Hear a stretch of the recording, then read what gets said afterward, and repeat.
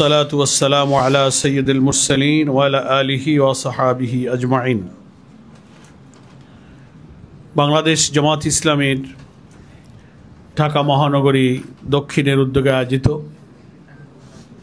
মহান জাতীয় ও স্বাধীনতা দিবস উপলক্ষে এই আলোচনা সভায় প্রিয়ভাজন সভাপতি ঢাকা মহানগরী দক্ষিণের সম্মানিত নায়েবে আমির অ্যাডভোকেট ডক্টর হেলাল উদ্দিন, আপনারা দেখছেন আমাদের মঞ্চে আমাদের এই আলোচনা সভার অন্যতম বিশেষ অতিথি সহকারী সেক্রেটারি জেনারেল মৌলানা রফিকুল ইসলাম খান, সহকারী সেক্রেটারি জেনারেল মৌলানা আব্দুল হালিম, ঢাকা মহানগরীর সেক্রেটারি কেন্দ্রীয় গণপরিষদের সদস্য, আজকের এই আলোচনা সভার সঞ্চালক জননেতা ডক্টর শফিকুল ইসলাম মাসুদ, সহকারী সেক্রেটারি দেলোয়ার হোসেন সহ মহানগরী জামাতের সংগ্রামী নেতৃবৃন্দ এবং আমাদের আজকের এই আলোচনা সভায় প্রিয় সাংবাদিক এবং গণমাধ্যমের সাথে সম্পৃক্ত বন্ধুগণ এবং সুধীবৃন্দ, আমার প্রিয় দিনী ভাইরা, আমরা দীর্ঘ সময় ধরে আমাদের নেতৃবৃন্দের কাছে মহান এই জাতীয় স্বাধীনতা দিবসের উপরে কিছু বক্তব্য আমরা শুনেছি।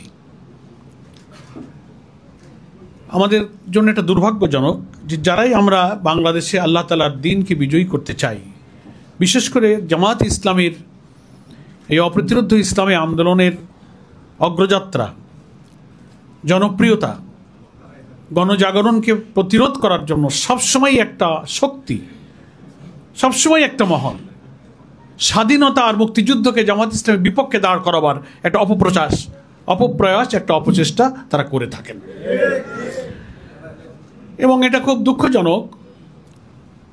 আওয়ামী লীগ তো এ কাজে খুব সিদ্ধহস্ত, সেই আওয়ামী রেজিম তো বিদায় নিয়েছে, তারা এখন রাজনীতির সভামঞ্চে, মিটিংয়ে, বক্তব্যে, বিবৃতিতে, মিছিলে কথা বলার আর অফিসিয়াল সুযোগ পাচ্ছেন না। চোরাগুপ্ত কথাবার্তা তো আছেই, আমরা সেটাকে মূল্য নাই দিলাম। কিন্তু আওয়ামী লীগ ছাড়াও ফ্যাসিবাদ বিরোধী এই সংগ্রামে আমরা যারা রাজপথে ছিলাম,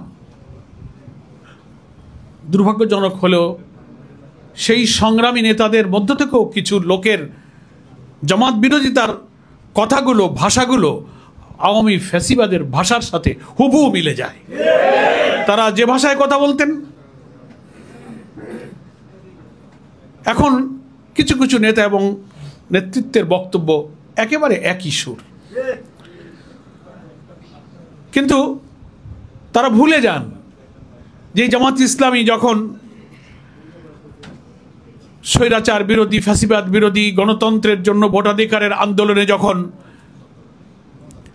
তাদের সঙ্গে যখন আমরা থাকি, তখন বলে আমাদের সঙ্গী, আর যখন কোনো কারণে তাদের সঙ্গে আমরা না থাকি বলে এরা জঙ্গি। আমার কথাটা বুঝেছেন? সঙ্গে থাকলে সঙ্গী, সাথে না থাকলে জঙ্গি। সাথে থাকলে আমাদের সব গুনাহ মাফ। না আমার বলতে চাই না, জনগণ তো চেনে তাদেরকে। তো আমার কথা হলো যে জামাত ইসলামী বাংলাদেশের মহান স্বাধীনতা এবং মুক্তিযুদ্ধকে সবসময় ধারণ করে। আমাদের সংবিধানের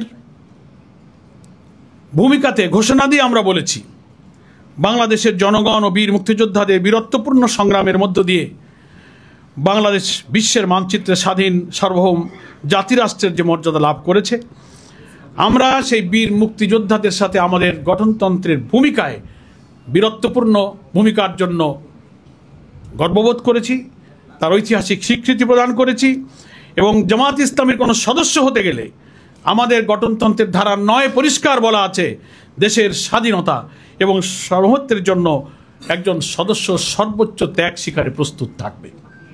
আপনারা গঠনতন্ত্র পড়েছেন, গণমাধ্যমের ভাইদের কাছে গঠনতন্ত্র আছে, আপনি ওয়েবসাইটে সার্চ দেবেন, আমরা সেখানে বলেছি। কিন্তু একটা নয়, কয়েকটা প্রশ্নের নিষ্পত্তি হয়নি। যারা জামাত ইসলামী আর মুক্তিযুদ্ধকে মুখোমুখি দাঁড় করান, তাদের কাছে আমার আজকে কয়েকটা, যে আজকে যে মহান স্বাধীনতা দিবস আমরা উদযাপন করছি 26শে মার্চ, 25শে মার্চের কালো রাত্রে পাকিস্তানি হায়নারা আমাদের এই জন্মভূমির বীর সন্তানদের উপরে ঝাঁপিয়ে পড়লো, হামলে পড়লো, হত্যা করলো, গুলি চালালো পাকিস্তানি সেনারা। এবং 26-এর প্রত্যুষে 25-এর রাতের শেষ হলে শেখ মুজিবকে যে গ্রেপ্তার করা হলো না, উনি আত্মসমর্পণ করে চলে গেলেন, তা নিয়ে ইতিহাসের বিতর্ক কিন্তু এখনো মীমাংসিত হয়নি। তার আগে বড় প্রশ্ন, রেসকোর্স ময়দানের ঐতিহাসিক ভাষণে উনি 7ই মার্চ দিলেন। বাংলাদেশের ঘরে ঘরে সে ভাষণ বাজানো হয়। সেখানে তিনি বলেছিলেন, এবারের সংগ্রাম স্বাধীনতার সংগ্রাম, এবারের সংগ্রাম আমাদের মুক্তির সংগ্রাম। তাহলে সেই দিন তো স্বাধীনতার ঘোষণা আপনি দিয়ে দিয়েছেন, এখন সংগ্রাম আপনি স্বাধীনতা আর মুক্তির পথে ঐতিহাসিক 7ই মার্চে সোহরাওয়ার্দী উদ্যানের ভাষণে আপনি দিয়ে দিয়েছেন।